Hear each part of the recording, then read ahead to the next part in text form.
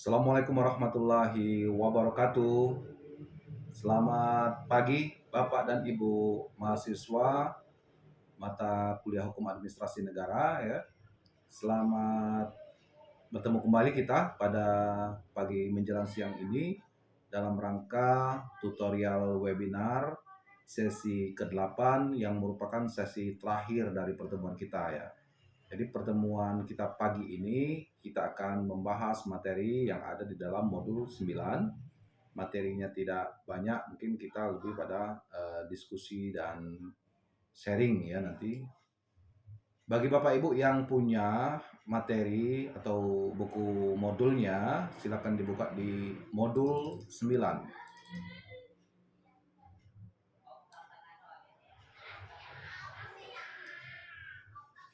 Di pertemuan hari ini kita akan membahas terkait hukum kesejahteraan sosial ya.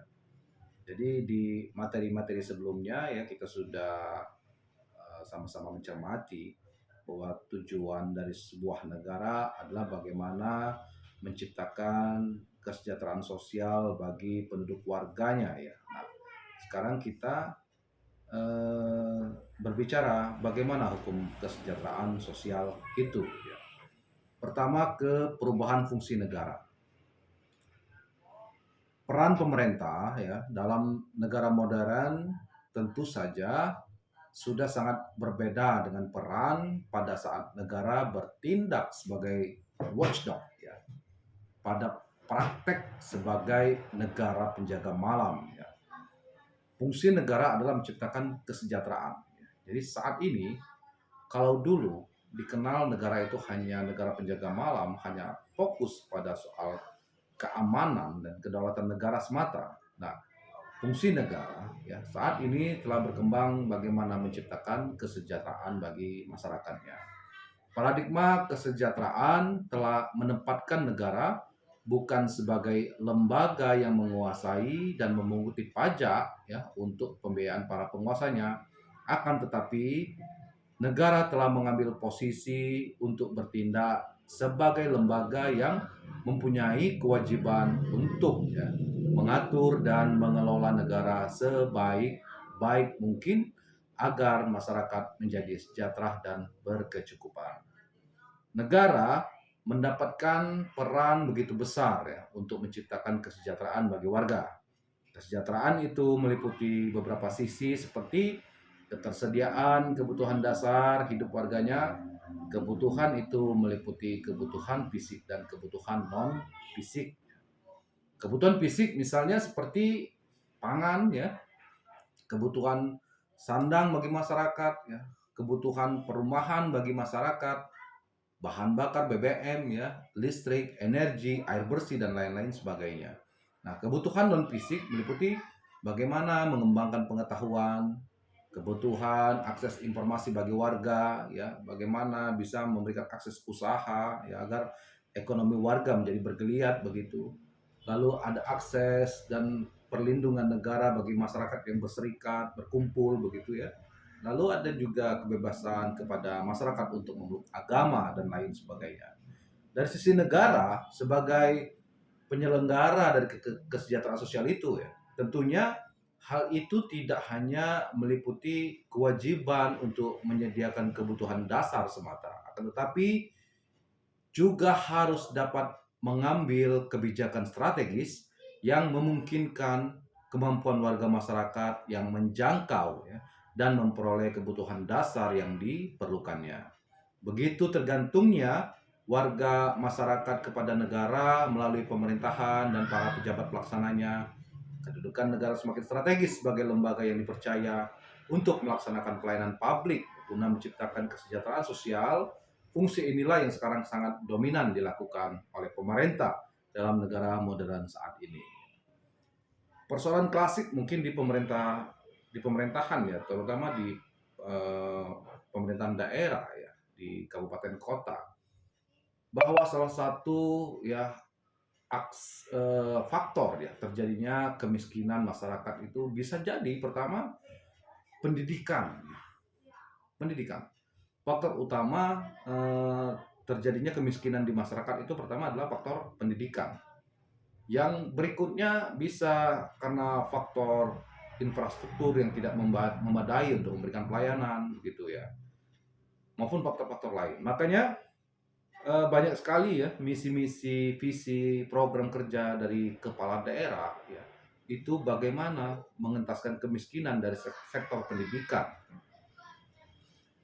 Oleh karena itu banyak sekali ya kepala daerah mencanangkan program pendidikan gratis ya. Karena bagaimana mau memberikan akses pendidikan kalau tidak digratiskan di tengah masyarakat yang masih dihimpit dan dihantui oleh persoalan kemiskinan.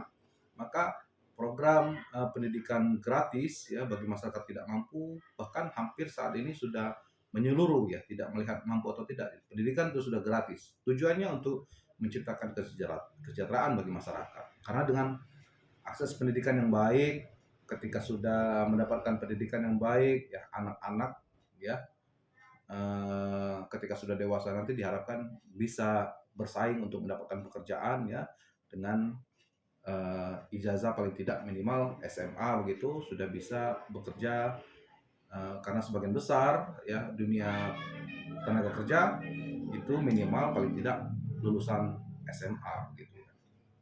Apalagi kalau sudah lulusan SMK misalnya karena STM ya, ada pendidikan skill di situ, itu juga lebih menunjang bagi masyarakat untuk bisa mendapatkan pekerjaan sehingga menjadi lebih sejahtera. Persoalan lain yang juga tidak kalah penting adalah persoalan infrastruktur ya. Infrastrukturnya seperti apa? Pertama, kelistrikan misalnya.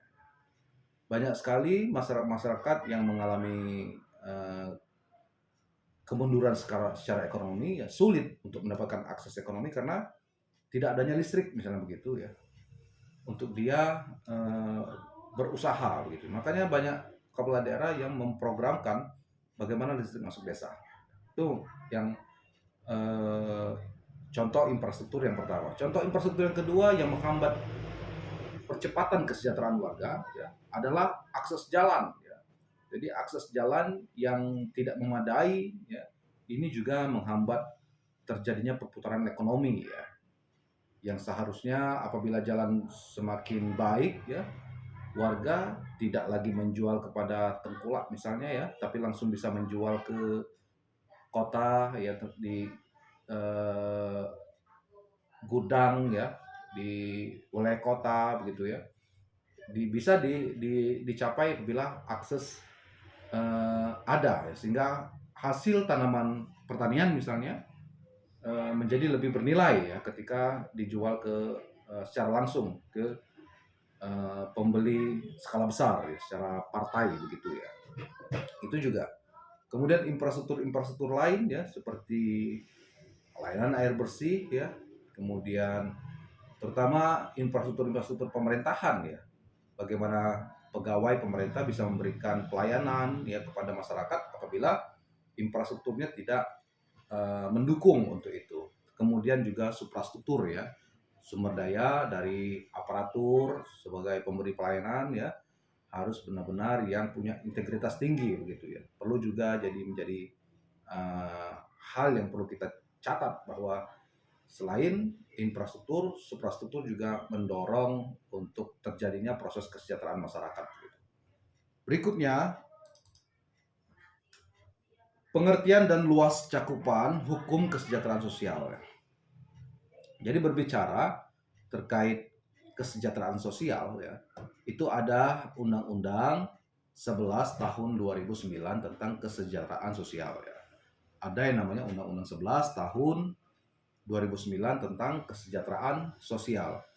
Mendefinisikan kesejahteraan sosial adalah kondisi terpenuhinya kebutuhan material, spiritual, ya, sosial warga negara agar dapat hidup layak dan mampu mengembangkan diri sehingga dapat melaksanakan fungsi sosialnya. Pengertian di atas, kesejahteraan sosial pada dasarnya adalah suatu kondisi yang berkaitan dengan unsur-unsur tertentu ya, seperti terpenuhinya kebutuhan material warga negara. Yang kedua, terpenuhinya kebutuhan spiritual warga negara. Selanjutnya, terpenuhinya kebutuhan sosial warga negara. Yang ketiga, hidup layak dan mampu mengembangkan diri sehingga dapat melaksanakan fungsi sosialnya. Hukum kesejahteraan sosial tidak bisa sekedar dilihat sebagai upaya pemenuhan kebutuhan saja, ya, tetapi di dalamnya meliputi banyak aspek yang meliputi hukum, politik, ekonomi, dan masih banyak faktor lagi. Negara berusaha dalam kegiatan pembangunan yang dilakukannya mensinergikan segala faktor itu, tujuan akhirnya adalah kesejahteraan sosial itu sendiri. Luas cakupan hukum kesejahteraan sosial merupakan hukum yang mendukung pencapaian kesejahteraan sosial, khususnya hukum yang meliputi hukum yang diantaranya berkaitan dengan hal-hal sebagai berikut. Pertama, ya, hukum berkaitan dengan pemenuhan ketersediaan material. Satu, ketersediaan pangan misalnya. Kita ada Undang-Undang 796 tentang pangan. Lalu ada PP nomor 68 2022 tentang ketahanan pangan gitu ya. Kemudian yang kedua, ketersediaan perumahan ya. Ada Undang-Undang 1 2011 tentang perumahan ya. Kemudian ada PP tentang nomor 4 1988 tentang rumah susun ya. Lalu ketersediaan sandang ya. Ada Undang-Undang 5 tahun 84 tentang perindustrian ya. Ada PP 1995 tentang izin usaha industri gitu.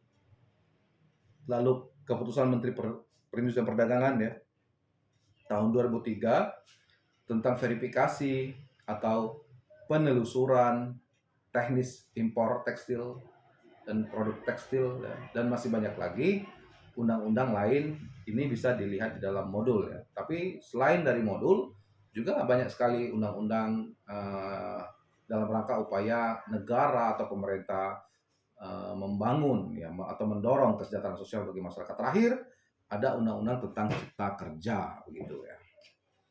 Nah, berbagai ketentuan sebagaimana ada di dalam undang-undang sesungguhnya hanya merupakan sebagian dari hukum-hukum yang menunjukkan luas wilayah dari cakupan hukum kesejahteraan sosial ya. Meski demikian, dalam pembahasan nantinya hanya akan dilakukan terhadap hukum-hukum yang secara langsung berpengaruh kepada kesejahteraan masyarakat itu sendiri. Terakhir ya, sudah ada penetapan dari kementerian terkait upah minimum regional ya UMR, UMP begitu ya, dan sudah ada kenaikan UMP atau UMR ya di masing-masing daerah. Di Sumatera Selatan itu naik beberapa persen, kemudian di provinsi-provinsi lain juga naik beberapa persen. Tujuannya apa? Itu tadi ya, dalam rangka memberikan kesejahteraan sosial bagi seluruh masyarakat Indonesia dalam konteks dunia tenaga kerja. Gitu. Meskipun sangat luas hukum penyelenggaraan kesejahteraan sosial yang harus dilaksanakan oleh negara sebagai lembaga yang memiliki tugas, pada prinsipnya ditujukan kepada semua warga negara yang meliputi perseorangan, keluarga, kelompok, dan masyarakat. Namun, terdapat kelompok masyarakat yang mendapat prioritas, ya, terutama masyarakat-masyarakat yang seperti kemiskinan ya, faktor-faktor ini, keterlantaran, kecacatan, keterpencilan, tunas sosial, korban bencana ya, korban tindak kekerasan, eksploitasi dan diskriminasi. Nah, contoh skala prioritas seperti masyarakat yang ada di Cianjur yang mengalami gempa bumi ya. Kemudian ada program dari pemerintah bantuan perbaikan rumah ya, 50 juta untuk yang terdampak 100% hancur misalnya rumahnya ya. Kemudian ada yang 25 juta, ada yang 10 juta ya, tergantung kondisi dari rumah yang akan diperbaiki. Itu bantuan dari pemerintah ya. Itu sebagai bentuk wujud ya dari aksi-aksi nyata pemerintah atau negara dalam rangka mengembalikan nilai ekonomis suatu daerah ya. Jadi jangan sampai masyarakat yang sudah hancur jadi korban bencana tidak mendapat sentuhan bantuan atau sentuhan kepedulian dari negara ya akan bencana yang mereka alami begitu. Kemudian dalam hukum kesejahteraan sosial luas cakupan dari beberapa perundang-undangan seperti yang disebutkan di atas secara dapat dikelompokkan dalam pokok penyelenggaraan kesejahteraan sosial meliputi rehabilitasi sosial ya, jaminan sosial ya, kemudian pemberdayaan sosial dan perlindungan sosial gitu. Kemudian dalam penyelenggaraan tugas ya untuk melaksanakan kesejahteraan sosial, pada prinsipnya tugas itu dilaksanakan dengan mendasarkan prinsip kesetiakawanan, keadilan, kemanfaatan, keterpaduan, kemitraan, keterbukaan, ya, akuntabilitas, partisipasi, profesionalitas, keberlanjutan. Ya. Itu beberapa prinsip ya untuk melaksanakan kesejahteraan sosial. Lalu penyelenggara kesejahteraan sosial. Dalam konteks negara modern, tujuan pendirian negara adalah mewujudkan kesejahteraan. Untuk itu, negara melakukan intervensi campur tangan ya dalam rangka menyelenggarakan kesejahteraan itu. Menurut Irving Swerdlow, ya, campur tangan negara terlihat dalam proses melaksanakan tugas dan fungsi menciptakan kesejahteraan. Hal itu dapat dilakukan melalui 5 cara: operasi langsung, pengendalian langsung, pengendalian tak langsung, pengaruh langsung, dan pengaruh tak langsung. Operasi langsung misalnya bantuan pemerintah terhadap korban bencana gempa bumi di Cianjur ya, itu bisa masuk kategori operasi langsung gitu.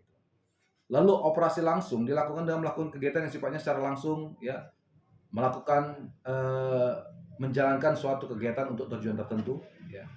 Contohnya bantuan ya untuk masyarakat korban gempa bumi Cianjur ya. Pengendalian langsung dilakukan untuk mengendalikan suatu kegiatan agar sejalan dengan alur pembangunan yang ada. Ya. Kemudian pengendalian tak langsung dilakukan dengan program kegiatan yang terarah. Ya. Pengaruh langsung biasanya sasaran yang dituju adalah budaya atau perilaku dari masyarakat itu sendiri, dan pemerintah berusaha merangsang kesadaran rakyat dan menggerakkannya pada satu arah tujuan yang sudah ditetapkan. Pengaruh tak langsung mempunyai tujuan untuk menggiring dan menggerakkan masyarakat ke arah program kesejahteraan sosial yang sedang diupayakan oleh pemerintah. Nah, untuk menyelenggarakan kesejahteraan sosial membutuhkan sumber daya pendukung seperti sumber daya manusia, sarana dan prasarana, serta sumber dana yang tidak kalah penting ya. Nah, sumber daya manusia berperan dalam penyelenggaraan kesejahteraan sosial ya, meliputi beberapa profesi dan fungsi ya. Tenaga kesejahteraan sosial, pekerja sosial profesional, relawan sosial, dan penyuluh sosial.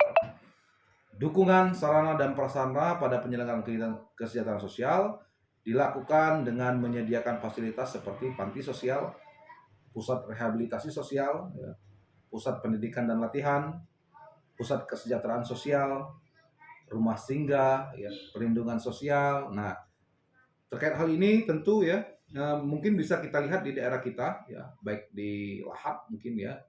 Kalau di Lubuk Linggau ini sudah ada yang namanya rumah singgah ya. Jadi rumah singgah ini untuk mereka yang tuna wisma ya, mungkin ya, yang tidak ada rumah ini ya.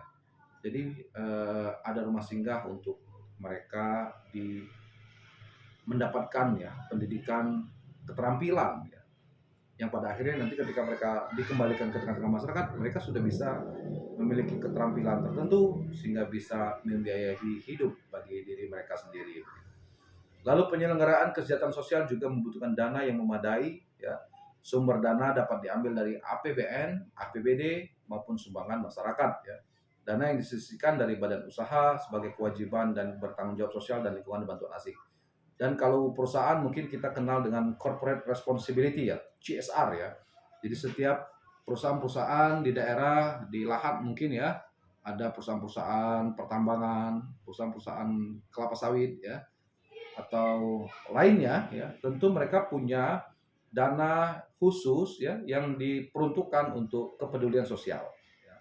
Bisa untuk membantu pendidikan, bisa untuk membangun jalan, ya, bisa untuk pembangunan rumah ibadah yang dikenal dengan corporate responsibility atau CSR ya. Jadi CSR ini wajib bagi perusahaan-perusahaan untuk disisihkan ya dalam rangka wujud kepedulian bagi lingkungan sosial dalam rangka menuju kesejahteraan gitu. Nah, selanjutnya penerapan hukum kesejahteraan sosial. Pertama, rehabilitasi sosial ya. Rehabilitasi sosial dimaksud untuk memulihkan, mengembangkan kemampuan seseorang ya yang mengalami disfungsi sosial agar dapat melaksanakan fungsi sosialnya secara wajar gitu ya. Contoh kasus misalnya di Surabaya ini Kampung Doli ya, di mana situ adalah kampungnya para pekerja seks komersil yang pada waktu itu ditutup oleh wali kotanya, Ibu Tri Risma hari ini waktu itu sebagai wali kota ya, itu ditutup. Kemudian dilakukan rehabilitasi sosial. Bagaimana melakukan rehabilitasi sosialnya? Warga masyarakat yang ada di Kampung Doli diberikan pendidikan keterampilan ya, untuk mereka berhenti dari pekerjaan lamanya, lalu kemudian memiliki pekerjaan baru yang lebih bermartabat begitu. Nah, ini salah satu bentuk ya, contoh gitu.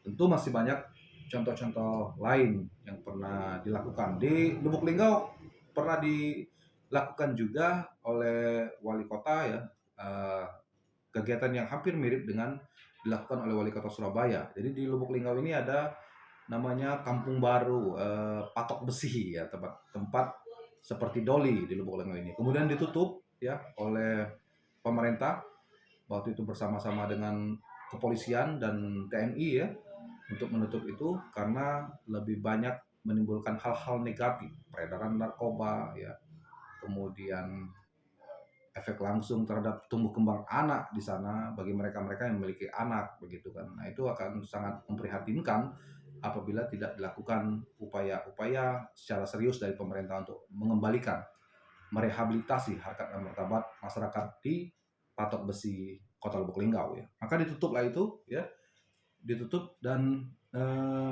alhamdulillah sekarang menjadi sudah berubah wajah dengan bentuk daerah yang lebih bermartabat ya. Tidak ada lagi diskotik di situ, tidak ada lagi tempat-tempat dugem di situ ya.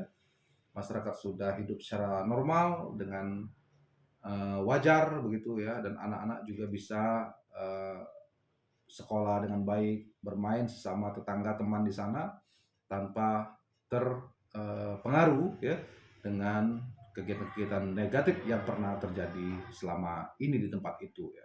Kemudian penerapan kegiatan rehabilitasi sosial dalam prakteknya dapat dilakukan dalam bentuk kegiatan bersifat persuasif ya, motivatif, kohersif ya, baik dalam keluarga, masyarakat maupun panti sosial. Kemudian jaminan sosial ya. Jaminan sosial adalah salah satu bentuk perlindungan sosial untuk menjamin seluruh rakyat agar dapat memenuhi kebutuhan dasar hidupnya dengan layak. Jaminan sosial merupakan tindakan penyelenggara kesejahteraan sosial dalam upaya mencukupi kebutuhan dasar. Ya. Sistem jaminan sosial nasional adalah satu cara penyelenggaraan program jaminan sosial oleh beberapa badan penyelenggara jaminan sosial. Tujuan dari penyelenggaraan jaminan sosial agar masyarakat dapat dipenuhi kebutuhan dasarnya, baik dari sisi kuantitas maupun dari sisi kualitasnya. Tujuan utama dalam penyelenggaraan jaminan sosial dalam Undang-Undang 11 2009 adalah pertama, menjamin fakir miskin, anak yatim piatu, terlantar, ya, lanjut usia terlantar, penyandang cacat, cacat mental, ya, penderita penyakit kronis, mengalami masalah ketidakmampuan sosial ekonomi, agar kebutuhan dasarnya terpenuhi. Makanya banyak program-program bantuan langsung ya kepada masyarakat